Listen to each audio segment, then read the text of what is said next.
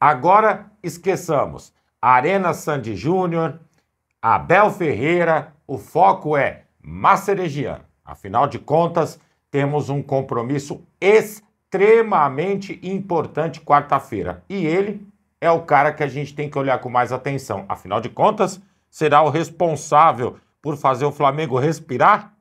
É o que a gente entende, né? Mas vamos ver o que ele disse. Tá certo. Fala, galera rubro-negra! Estamos chegando com mais um vídeo aqui no canal Camisa 10 da Nação.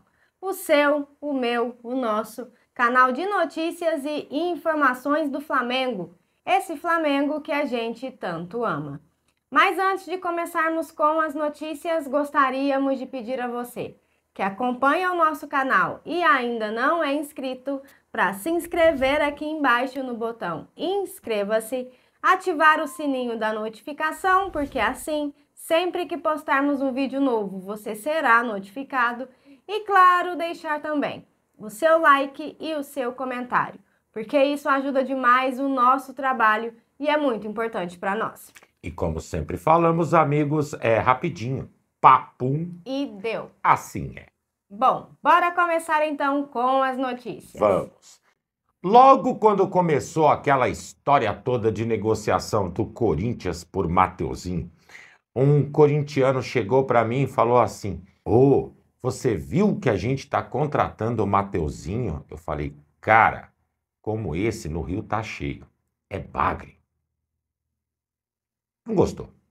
Passou um tempo, estreou no Corinthians, parece que a primeira partida, inclusive, não foi muito legal, e agora a torcida do Corinthians está meio que caindo na real do que contratou de verdade. Segundo alguns torcedores, inclusive, eles dizem o seguinte: pagou 50 milhões de reais por Mateuzinho e Pedro Raul, e depois jogam a culpa no Cássio. Parece que ele simplesmente está conseguindo fazer o que tanto irritava quando vestia a camisa do Flamengo. Determinados jogos, ele está acordado. Outros, parece que nem em campo entrou, mas ele está lá. É assim que está funcionando. Sabe, galera, o que a gente tem lido a respeito é que a torcida do Clube Paulista está meio que perdendo a paciência com o jogador, que até agora não conseguiu apresentar um bom futebol. Vocês acham estranho isso? Você acha? A gente avisou, eles não quiseram ouvir. Lamento, né? Posso fazer nada.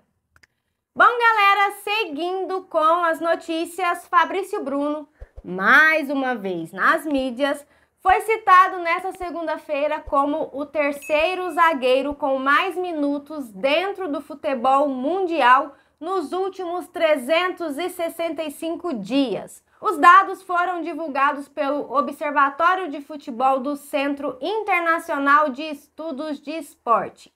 De acordo com o Instituto, Fabrício atuou por 5.622 minutos dentro desse intervalo citado. Bora ver quem são o top 5? Interessante, vamos lá. Em primeiro está Fidel Escobar, do Saprissa, da Costa Rica, com 6.452 minutos. Caramba, que é isso, hein? Em segundo vem o Gil, do Santos, com 5.677 minutos. Esse Gil é o mesmo que era do Corinthians, viu, galera? Vale ressaltar, inclusive, que a maior parte desses minutos aí foi vestindo a camisa do Corinthians, ok? Fabrício Bruno, do Flamengo, com 5.622 minutos. Em quarto está Gustavo Gomes, do Palmeiras, com 5.452 minutos. E em quinto, Nicolás Otamendi, do Benfica, com 5.266 minutos. Bom, Fabrício, contratado pelo Flamengo em 2022, tem 109 jogos e 5 gols marcados até o momento. Galera, realmente os números do Fabrício são expressivos. É uma contratação que no começo levantou um pouco de suspeita, principalmente como foi feito, que o Natan havia ido para o Bragantino e veio o Fabrício para o Flamengo, mas de lá para cá esse jogador só tem demonstrado qualidade, vontade e dentro de campo é um guerreiro. A gente não tem dúvidas disso. Somente 2 detalhes. Esses números fazem com que o mercado europeu fique ainda mais ligeiro com relação ao atleta. Segundo, vai cair na mão do Tite. É mais um que começa a ser poupado por desgaste físico. Vocês têm dúvida disso? Ai, meu Deus. Seguindo com as notícias, hoje saiu no Globo que o CAS vai iniciar o julgamento sobre o efeito suspensivo de Gabriel Barbosa. O resultado disso não sai automaticamente. Portanto, quem é a favor ao retorno ou não do Gabriel Barbosa aos campos precisa aguardar mais uns dias, até porque, é óbvio, os caras não têm pressa nenhuma de julgar. Talvez o Flamengo queira o jogador o mais rápido possível nos treinamentos e defendendo a camisa do rubro-negro. Agora, os caras lá, amigo, muita calma nessa hora. É tudo devagarzinho, devagarzinho. Quase parando. Quase parando. Continuando com as notícias, sabe, galera, eu não estou fazendo comparativo, então não se assustem com o que eu vou falar. Mas quando nós assistimos uma partida, exemplo, de Champions League, a gente vê 90 mais 30 até a cobrança dos pênaltis, intensidade o tempo todo. Ninguém desiste. Ninguém está cansado nunca. Ao contrário, o juiz não encerrou a partida, os caras estão na correria e se entregando. Aí, vamos para a América do Sul, em específico no Brasil, na partida de ontem, Palmeiras versus Flamengo. Eram jogados 34 minutos do segundo tempo, quando Gerson recebeu um carrinho de Aníbal Moreno. O carrinho pegou de leve o jogador, porém, ele além de ter ficado em pé, ele tinha o controle de bola e era uma jogada embrasada do Flamengo. O que o Gerson preferiu fazer? Se jogou. Isso, nas redes sociais, não caiu nada bem. Afinal de contas, o que tem que ser entendido é que um clube, com a estrutura que o Flamengo tem, com os nomes que são contratados e, principalmente, os valores que são pagos de salário a cada um desses atletas, exige entrega dentro de campo. O Gerson, a gente sabe que ele é o típico jogador malandro. Você encostou, ele se joga. É assim, sempre foi assim. Não estou falando que são todas as vezes, mas na grande maioria das vezes ele protege bem a bola e força a carga do jogador adversário. Agora, ontem o juiz não deu falta na jogada. Automaticamente impossibilitou um ataque que seria importante para o nosso Flamengo. Sabe o que foi que a rede social fez e comentou? O seguinte: não tinha a menor necessidade disso. Se ficasse em pé, levaria perigo. Nunca irei entender isso. E realmente, eu também não consigo entender como se abre mão da possibilidade de ir em direção ao gol e se opta por se jogar, por simular. Para quê? Por quê?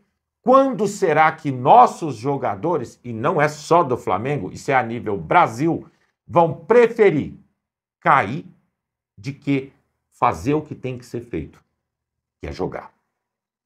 Fica a dica.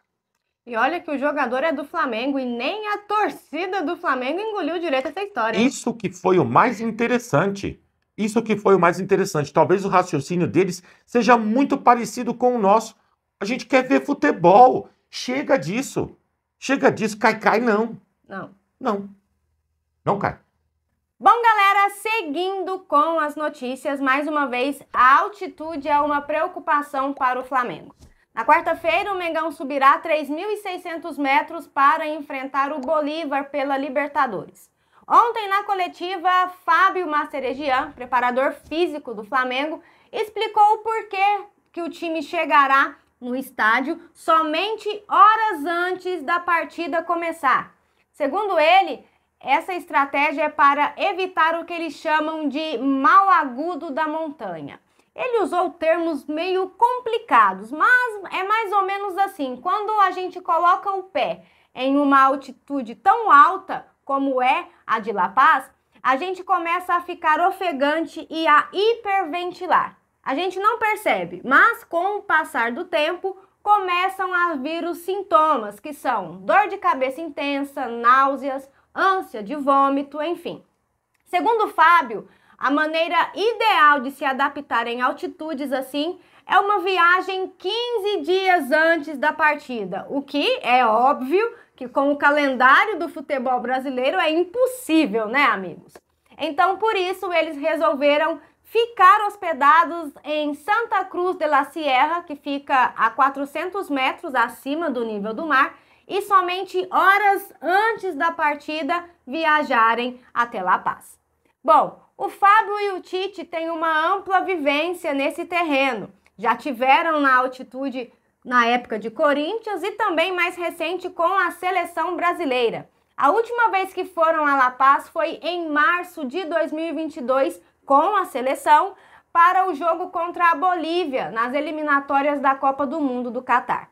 Na ocasião, a estratégia deu certo, até porque o Brasil venceu por 4-0. Tomara que o Flamengo tenha a mesma sorte na quarta, né? A gente espera muito isso, é um jogo que nós temos falado muito sobre ele devido realmente a esse problema da altitude. Agora não se enganem, não dá para comparar a seleção da Bolívia com o Bolívar. Hoje esse time está bem montado.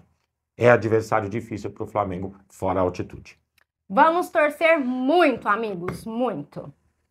Bom, galera, e essas eram as notícias que tínhamos para vocês agora à tarde. Lembrando, você que é novo no canal e ainda não é inscrito, dá uma forcinha pra gente, botão aqui embaixo, já se inscreve, deixa o seu like, o seu comentário, compartilhem pra geral, porque vocês sabem, juntos somos mais fortes. Muito mais fortes, amigos. Pessoal, fiquem bem, uma excelente tarde a todos vocês, um grande abraço e até o próximo vídeo. Amigos e amigas. Tchau, tchau.